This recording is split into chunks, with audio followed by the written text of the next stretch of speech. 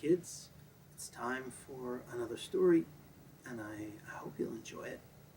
First, before I can tell you the story, I have to tell you the story that is behind the story. Once upon a time, there was a silk merchant, and his name was Abba, and he was very, very honest. One time he came to a city called Nitzivim, which is just outside the land of Israel. And there he went to visit the great rabbi, Rabbi Yehuda ben Beseira. Came to visit Rabbi Yehuda ben Beseira. He had some samples of different kinds of silk, which is like a kind of material, a very fancy, beautiful cloth. And they were in all different colors. And Rabbi Yehuda ben Beseira was looking through his samples. He had a little piece of each kind. And he said, this is a very beautiful color. If I were ever going to buy some silk, this is what I would buy. Well, a little time went by, and Rabbi Abba went special and bought a large piece of silk and had it made exactly that color. It was very, very precious.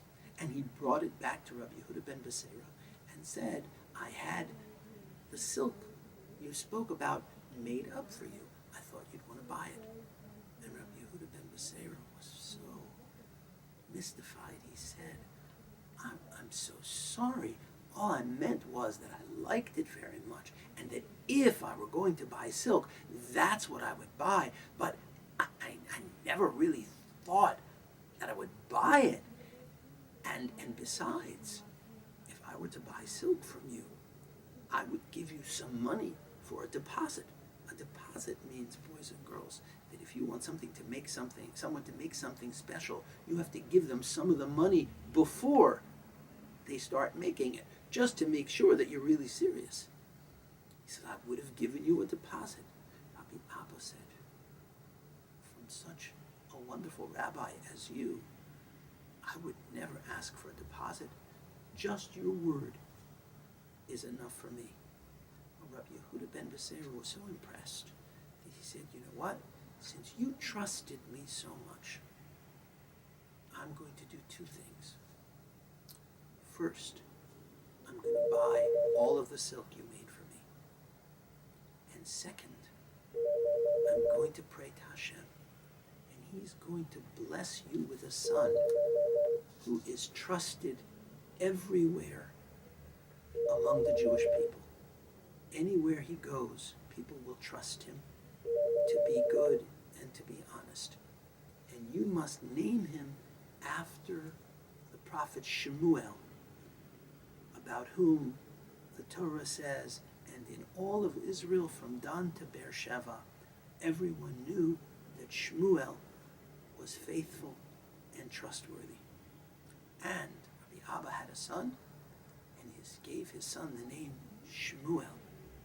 And his son Shmuel became the great rabbi that we read about all the time in the Gemara. Rav and Shmuel. Now, there is more to the story. That was just the introduction. Abba, the father of Shmuel, lived to be very, very old. And everybody trusted him. He was so honest. They trusted him so much that there was a family of little children who had no mother and had no father. Everyone thought that was very sad. But they had been left some money. And in those days, they didn't have banks. So everyone asked, who's going to watch over the money for these children? And they said, the one person everyone trusts is Abba.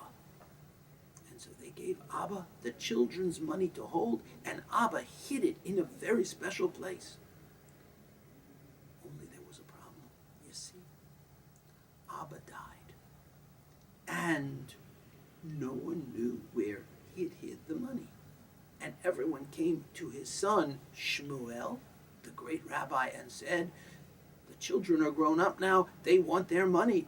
Where is the money that they gave to your father? And Shmuel said, I don't know. He didn't tell me. And Shmuel looked everywhere in his father's house. He looked way up in the ceiling, and he looked under the floor, and he looked behind all the furniture. And he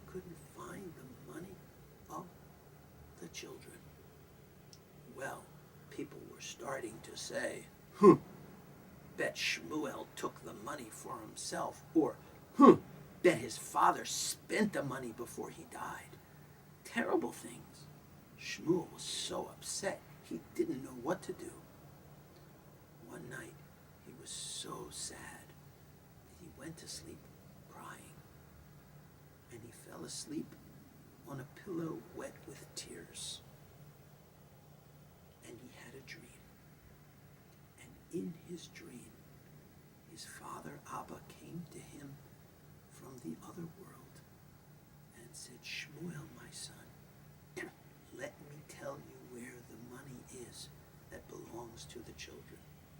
He said, "If you go into this old mill," a mill is a place where they grind up grain to make flour so you can use it to make bread and cake. Go to this mill, and in the mill you'll see two giant stones. Those are the millstones that they use to grind. Way on top, there's a bag of money. That's yours.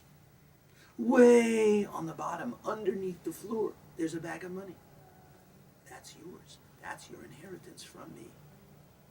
But in between, there's a bag of money, and that belongs to the orphans, to the children."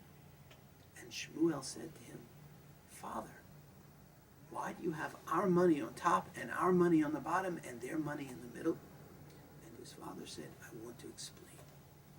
He says, I was afraid if robbers would come, they would start on the top and they would find my bag of money and they would take it and leave the children's money alone. But I was afraid also if there was a flood and water came into the mill, that the money on the bottom, our money, would be lost. But the orphans' money, the children's money in the middle would be safe. Because much more than I cared about anything of mine, I wanted to make sure to keep the money that belonged to these children, that was given to me to hold.